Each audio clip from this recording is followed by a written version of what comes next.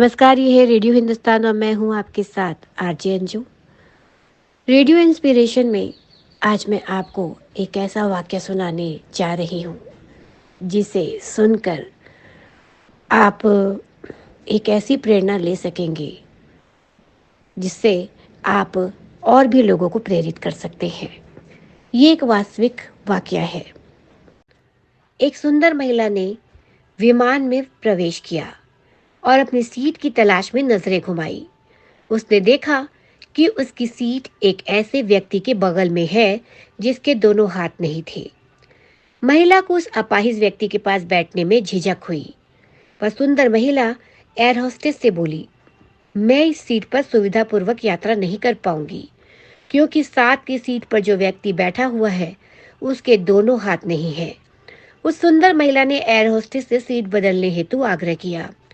असहज हुई air hostess ने पूछा, मैम, क्या मुझे कारण बता सकती हैं आप? सुंदर महिला ने जवाब दिया, मैं ऐसे लोगों को पसंद नहीं करती। मैं ऐसे व्यक्ति के पास बैठकर यात्रा नहीं कर पाऊंगी। दिखने में पढ़ी लिखी और विनम्र प्रतीत होने वाली महिला की ये बात सुनकर एयर होस्टेस अचंभित हो गई।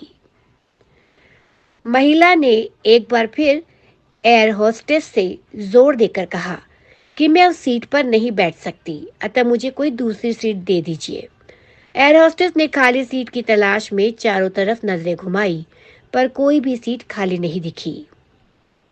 एयर होस्टेस ने महिला से कहा कि मैडम, इस इकोनॉमी क्लास में कोई सीट खाली नहीं है, किंतु यात्रियों की सुविधा का ध्यान रखना हमारा दायित्व है, अतः मैं विमान के कप्तान से बात करती हूँ। कृपया तब तक थोड़ा धैर्य रखें। ऐसा कहकर एयर होस्टेस कप्तान से बात करने चली गई।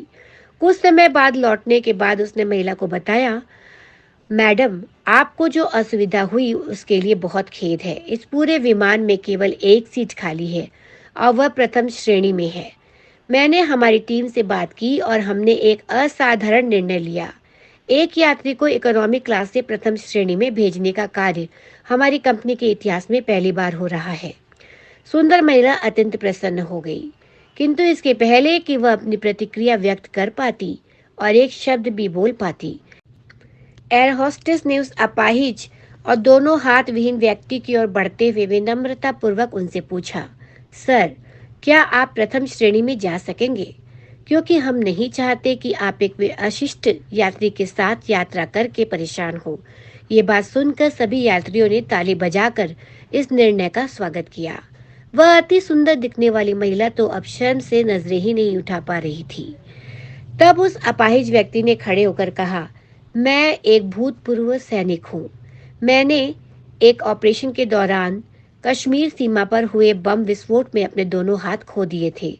सबसे पहले जब मैंने इन देवी जी की चर्चा सुनी, तब मैं सोच रहा था कि मैंने भी किन लोगों की सुरक्षा के लिए अपनी जान जोखिम में डाली और अपने हाथ खोए। लेकिन जब आप सभी की प्रतिक्रिया देखी तो अब अपने आप पर गर्व महसूस हो रहा है कि मैंने अपने देश और देशवासियों की खातिर अपने दोनों हाथ खोए हैं। और इतना कहकर वह प्रथम श्रेणी में चले गए। सुंदर महिला पूरी तरह से शर्मिंदा होकर सर झुकाए सीट पर बैठ गई।